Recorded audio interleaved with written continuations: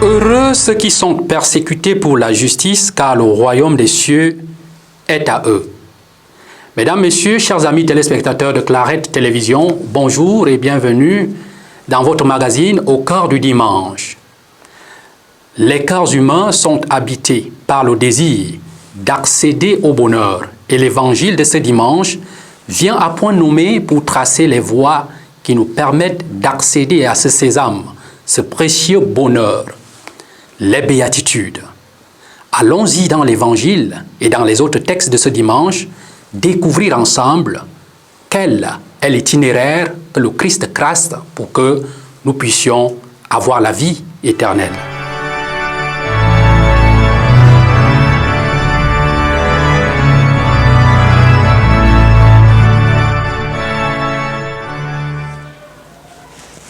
Le Seigneur soit avec vous et avec votre esprit. Évangile de Jésus-Christ selon saint Matthieu. En ce temps-là, voyant les foules, Jésus gravit la montagne. Il s'assit et ses disciples s'approchaient de lui. Alors, ouvrant la bouche, il les enseignait. Il disait, « Heureux les pauvres de cœur, car le royaume des cieux est à eux. Heureux ceux qui pleurent, car ils seront consolés. Heureux les doux, car ils recevront la terre en héritage. Heureux ceux qui ont faim et soif de la justice, car ils seront rassasiés. Heureux les miséricordieux, car ils obtiendront miséricorde. Heureux les cœurs purs, car ils verront Dieu. Heureux les artisans de paix, car ils seront appelés fils de Dieu. Heureux ceux qui sont persécutés pour la justice, car le royaume des cieux est à eux. Heureux êtes-vous si l'on vous insulte, si l'on vous persécute, et si l'on dit faussement toutes sortes de mal contre vous à cause de moi. Réjouissez-vous, soyez dans l'allégresse, car votre récompense est grande dans les cieux. Acclamons la parole de Dieu.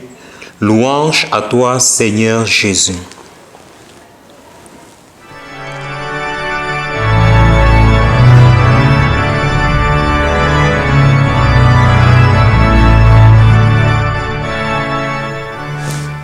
La grâce de Jésus le Christ, notre Seigneur, l'amour de Dieu le Père et la communion de l'Esprit Saint soient toujours avec vous. Bien-aimés, chers frères et sœurs, en ce 1er février de l'an de grâce 2026, nous célébrons le 4e dimanche du temps ordinaire année A. Et les textes de ce jour nous donnent de méditer sur le sens du bonheur selon Dieu. Frères et sœurs, l'évangile d'aujourd'hui nous présente l'un des textes les plus connus, mais aussi les plus déroutants de toute la Bible, les textes des béatitudes. Jésus proclame heureux des hommes et des femmes que le monde, lui, ne considère pas comme tels, les pauvres de cœur, les doux, les affligés et les persécutés. Et spontanément, une question surgit. De quel bonheur s'agit-il?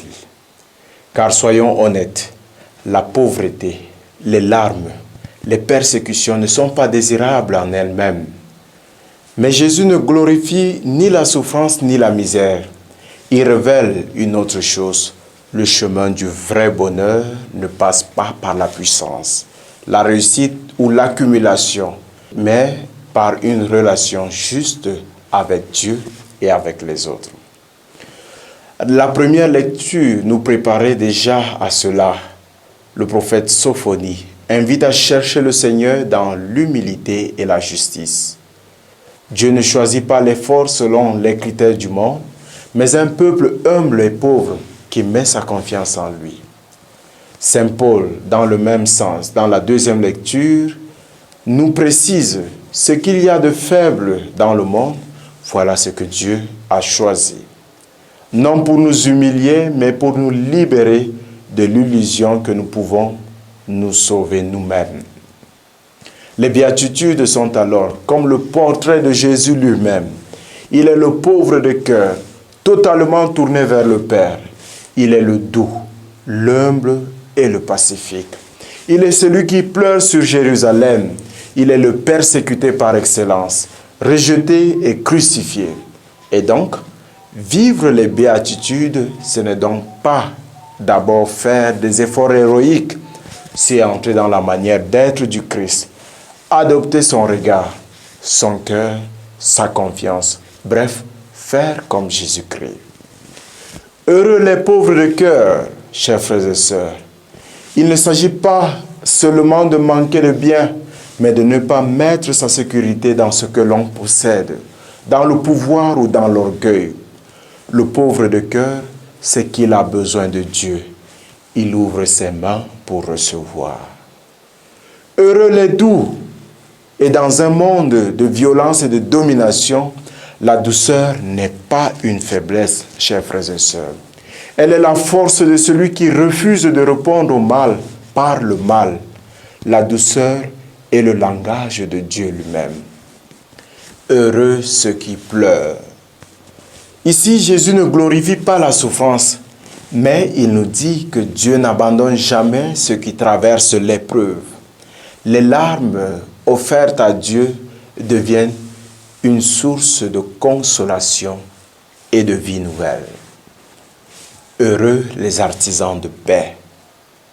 La paix n'est pas l'absence des conflits, mais le fruit des cœurs réconciliés.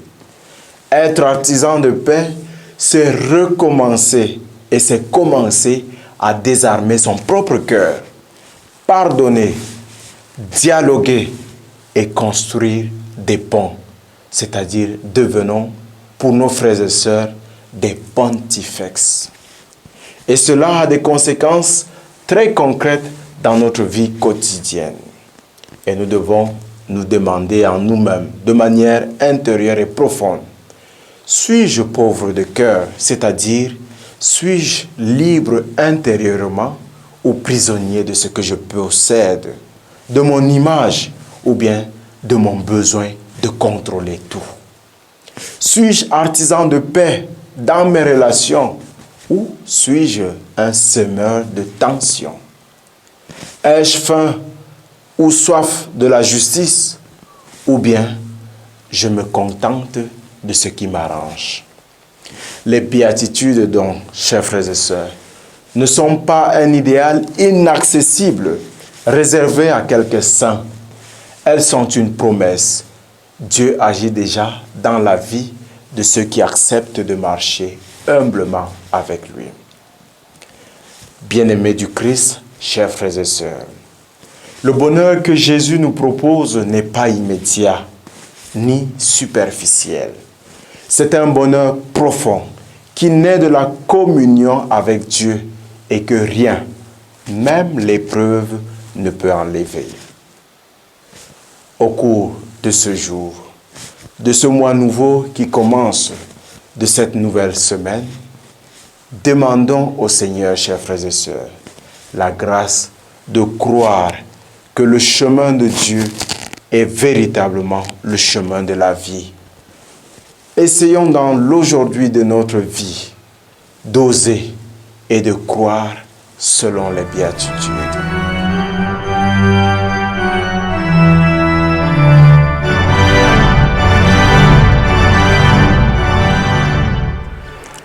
Aujourd'hui, 4e dimanche du temps ordinaire, et les textes que l'Église, notre mère, soumet à notre méditation sont riches en enseignements pour la croissance de notre foi. Dans la première lecture, le prophète Sophonie nous invite à chercher la justice et l'humilité, car ce sont ces deux vertus qui nous aident à accroître et à atteindre notre Seigneur Jésus-Christ. Le Seigneur qui nous invite toujours à le chercher dans la simplicité du cœur, d'où le prophète Sophonie nous invite à chercher toujours cette justice et la simplicité du cœur qui pourra nous arriver vers le Seigneur notre Dieu. En ce temps de 4e dimanche ordinaire, l'évangile de Jésus-Christ selon saint Matthieu, chapitre 1, verset 12a, nous interpelle à pratiquer l'humilité, l'amour, la douceur, afin que nous puissions hériter le royaume de Dieu. Merci.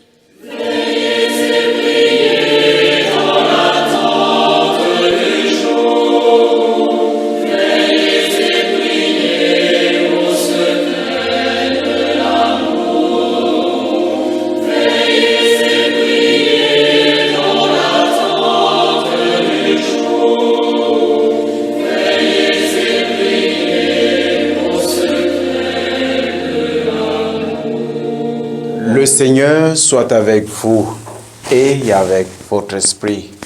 Que Dieu Tout-Puissant, plein d'amour et de miséricorde, vous bénisse. Le Père et le Fils et le Saint-Esprit. Amen. Chers amis téléspectateurs de Claret Télévision, au cœur du dimanche, édition du 1er février 2026, tire à sa fin. Nous retenons que le bonheur est un don de Dieu, mais également une décision humaine, une décision d'obéir à la volonté de Dieu. Alors, heureux ceux qui sont persécutés pour la justice, n'est plus un paradoxe lorsqu'on obéit à Dieu. Merci de nous avoir regardés et à dimanche prochain.